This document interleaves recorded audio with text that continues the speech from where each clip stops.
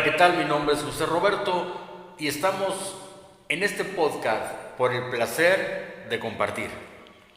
El tema de hoy, el bautismo, del mikvé judío al dogma cristiano. Cuando la mayoría de los cristianos piensan en el bautismo, imaginan una ceremonia de agua que marca el inicio de la vida espiritual. Siempre relacionamos el bautismo con el comienzo espiritual, con la conversión al cristianismo.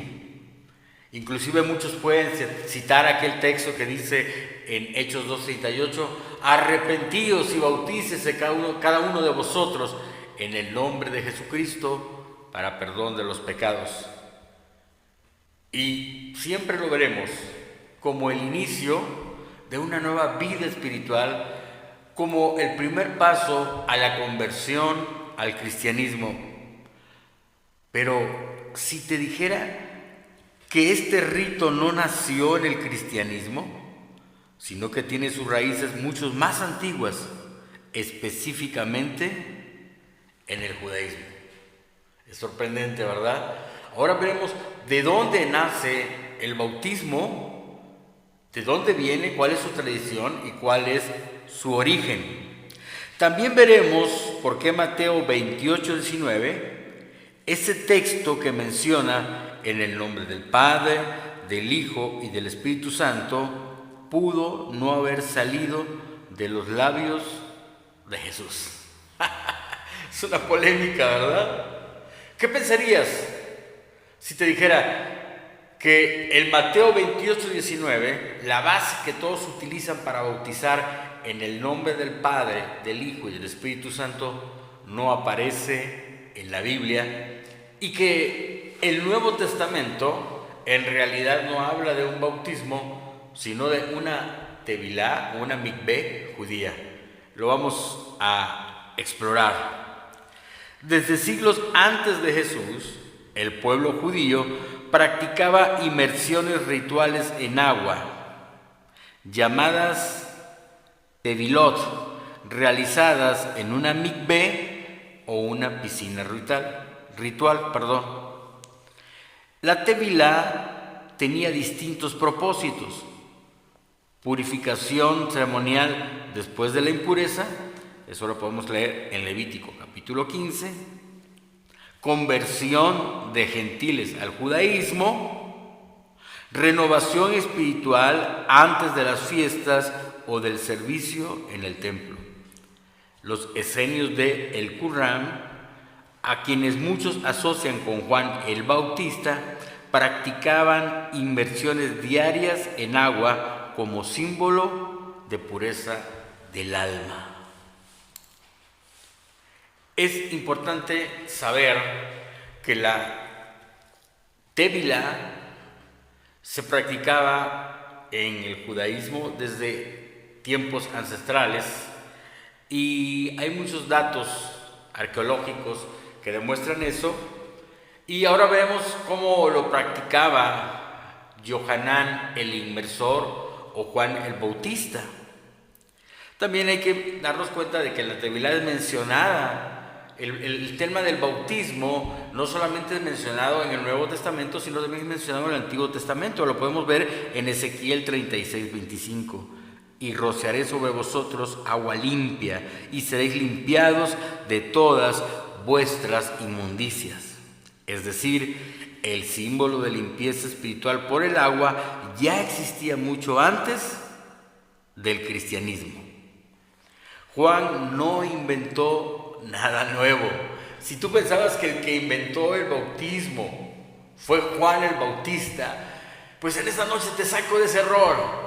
No fue Juan el Bautista, no fue él el primero en bautizar, no es un rito cristiano, no fue él quien inventó el hecho o el rito del bautismo. Juan no inventó nada nuevo. Él era un judío observante, probablemente vinculado a las comunidades del desierto como los esenios, y su bautismo era una tevilá de arrepentimiento, algo que era muy común entre los judíos. Lucas 3:3 dice: y vino por toda la región del Jordán predicando el bautismo de arrepentimiento para perdón de los pecados. Si lo leemos en su contexto hebraico diría: y vino por toda la región del Jardín predicando la Tevilá, haciendo teshuvá para perdón de los abonot. En hebreo sería como Tevilá shel teshuvá, inmersión de arrepentimiento. Esto es sorprendente, pero ¿por qué existen las confusiones? Amados, hay un problema muy grande que es la culturización.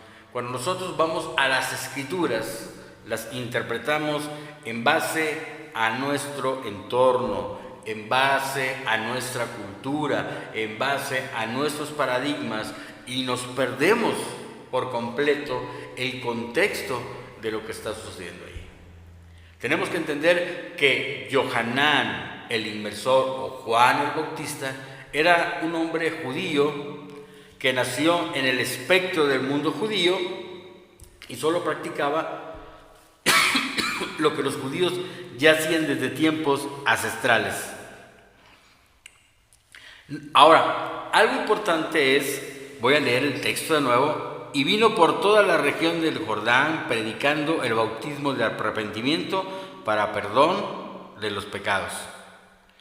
Algo que hay que notar, que no hay aquí ninguna fórmula trinitaria ni ninguna referencia a una nueva religión. Era un acto profundamente judío, una renovación del pacto.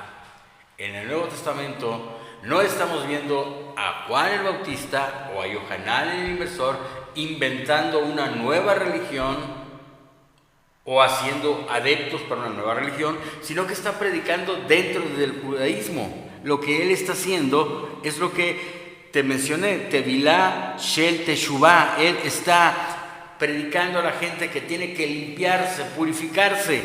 Está practicando lo que dice en Ezequiel 36:25. Y rociaré sobre vosotros agua limpia y seréis limpiados de todas vuestras inmundicias. Jesús mismo se sometió a esta inmersión de Juan, no porque necesitara perdón de pecados, sino para identificarse con su pueblo y cumplir toda justicia. Él no introdujo una nueva práctica, sino que dio pleno sentido espiritual a una práctica ya existente, el mikvé, como símbolo de limpieza interior y nacimiento de una nueva vida. Por eso Jesús dijo en Juan 3:5: el que no naciere del agua y del Espíritu no puede entrar en el reino de Dios. Pero tenemos que verlo dentro del judaísmo. No es que Juan el Bautista y Jesús estaban inventando un rito nuevo o estaban haciendo algo nuevo, solamente estaban haciendo algo que ya era conocido del judaísmo, que ya se practicaba en el judaísmo, y en especial lo practicaban mucho o diariamente los esenios. Y se practicaba antes de las ceremonias, las mujeres después de haber terminado su tiempo de las leyes de la nidá o de la impureza de la mujer cuando tiene su ciclo menstrual, etc. Ahora, cuando dice el que no naciere de agua y del Espíritu no puede entrar en el reino de Dios, esta frase no habla de un rito institucionalizado, sino del renacimiento espiritual simbolizado en el agua viva. En hebreo diríamos Mayin Hayim, un concepto ya presente en la literatura judía del Segundo Templo. Es decir, que cuando historiadores, arqueólogos encuentran los rollos del Qumran, se llevan la sorpresa de su vida, porque se dan cuenta que son cosas como lo que en el cristianismo llaman el bautismo, que en hebreo es la tevilá, en una mikvé, una piscina ritual, eran prácticas comunes en el judaísmo. Y no una institucionalización de la religión cristiana como ahora nos lo presentan.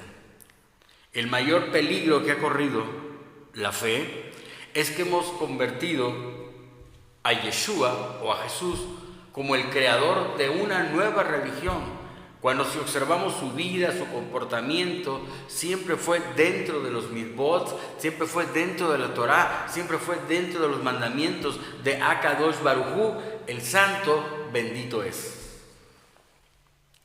Aquí llegamos al punto clave. En Mateo 28, 19 dice: por tanto, id y haced discípulos a todas las naciones, bautizándolos en el nombre del Padre y del Hijo y del Espíritu Santo. Mateo 28, 19. Lo voy a repetir. Por tanto, id y haced discípulos a todas las naciones, bautizándolos en el nombre del Padre y del Hijo y del Espíritu Santo. De este versículo toman todos la fórmula bautismal, la fórmula en la que todos tienen que ser bautizados. Pero aparte de Mateo 28, 19, ningún otro evangelio, ni el libro de los Hechos, registra que los discípulos bauticen con esta fórmula. Pongamos atención al detalle. Mateo 28, 19. Por tanto, id y haced discípulos a las naciones, bautizándolos en el nombre del Padre, del Hijo y del Espíritu Santo. Pero en ninguna otra parte de las Escrituras, escuchamos que esto se vuelva a repetir. Inclusive podríamos decir que Mateo 28, 19 es el mandamiento y Hechos 2, 38 es el cumplimiento de ese mandamiento. ¿Y qué dice Hechos 2, 38? Y Pedro les dijo: arrepentíos y bautícese cada uno de vosotros en el nombre de Jesucristo para el perdón de los pecados. Ningún otro evangelio registra ese hecho. Todos los bautismos en el Nuevo Testamento son en el nombre de Jesús. Si usted está tomando notas, yo le voy a dar unos textos: Hechos 2:38, Hechos 8:16, Hechos 10:48 y Hechos 19:5. Todos los registros de bautismos, o más bien de Tevilá, en el Shen Gadol de Yeshua HaMashiach, en español, bautismos en el nombre grande de nuestro Señor Jesucristo, fueron así, en ese nombre. No hay ningún registro en las Escrituras de alguien que haya sido sumergido o bajado a la Tevilá en el Shen del Padre, del Hijo y del Espíritu Santo, o en el nombre del Padre, del Hijo y del Espíritu Santo. La Didaché, un texto cristiano del siglo I, II, incluye una fórmula similar, pero claramente refleja una etapa ya litúrgica y posapostólica. Eusebio de Cesarea, del siglo IV, antes de Nicea, cita el versículo más de una docena de veces y todo dice así. Esto es bien importante. Puede usted buscarlo, infórmese. Eusebio de Cesarea, siglo IV, antes del concilio de Nicea, cita el versículo más de 12 veces y en todas dice: id y haced discípulos a todas las naciones en mi nombre. Interesante. Investígalo. Porque cuando se cita el libro de Mateo, se cita Mateo 28 antes del concilio de Nicea, quienes citan ese libro, citan el texto de Mateo 28, 19, lo dicen textualmente: y hacer discípulos a todas las naciones en mi nombre. Pero después del concilio de Nicea, después de que Constantino institucionaliza la iglesia y cae en apostasía, aparece la fórmula trinitaria. Solo después aparece lo del Padre, el Hijo y el Espíritu Santo. Aparece solo en versiones posteriores. Esto sugiere que la fórmula trinitaria fue añadida posteriormente cuando el cristianismo ya había desarrollado su teología trinitaria.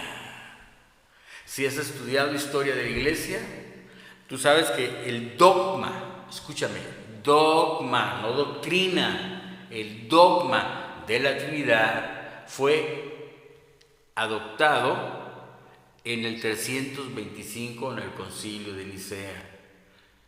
Hubieron 3 expositores, 3 oradores principales. Uno de ellos, Arriano, quien decía: solo hay un Dios y Jesucristo es una criatura hecha por Dios, menor a Dios, aunque con gloria y poder.